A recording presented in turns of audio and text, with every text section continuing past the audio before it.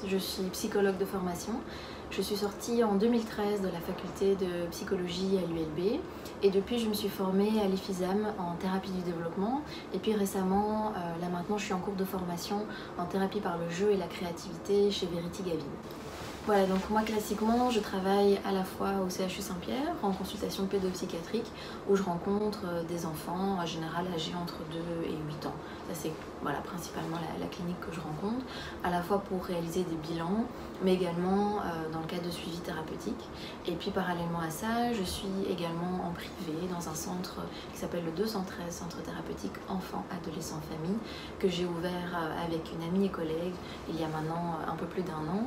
Et c'est un centre pluridisciplinaire où à la fois je pratique aussi de la consultation pour des bilans et aussi pour des suivis thérapeutiques.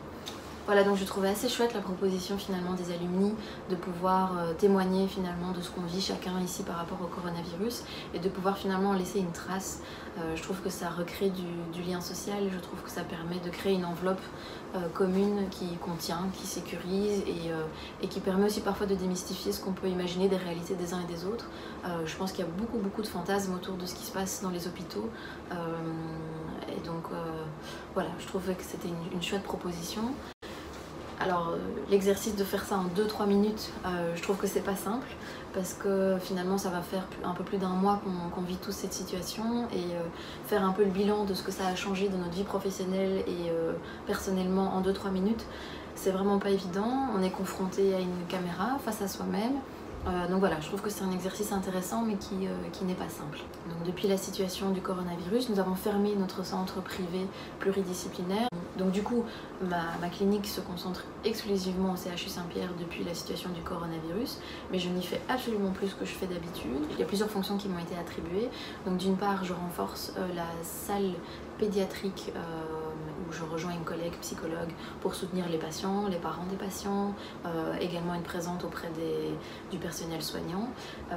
Et par ailleurs, je fais partie d'un dispositif de crise et de gestion de l'ensemble des psychologues en fait, dans le CHU Saint-Pierre. Et donc je travaille en étroite collaboration avec la responsable des psychologues ici du CHU Saint-Pierre. Donc ça c'est un sacré gros boulot à la fois de gestion, d'organisation, de réflexion en méta de tout ce qui peut se vivre, se jouer. C'est un gros boulot aussi de soutien aux soignants et donc voilà, c'est très différent de ce que je fais d'habitude. Je me retrouve prise en fait dans une clinique de psychologue adulte, ce qui n'est pas du tout ma formation et je suis pas spécialement à l'aise là-dedans dans un premier temps, mais voilà, assez curieusement au fur et à mesure des semaines on s'habitue. Alors là très prochainement on va savoir un peu ce qu'il en est par rapport à ce fameux déconfinement qui va se faire ou pas se faire et sous quelle forme. En tout cas une chose est sûre, moi je suis assez impatiente de pouvoir reprendre ma clinique, de pouvoir revoir des enfants, de pouvoir revoir mes patients. Par contre, cela pose encore énormément de questions de savoir comment est-ce que ça va se faire, comment est-ce qu'on va organiser ces consultations, masque, pas masque, distance, désinfection, etc. Donc voilà, il y a encore beaucoup de questions, mais en tout cas, je suis assez impatiente à l'idée de revoir mes patients. Voilà, merci beaucoup, au revoir.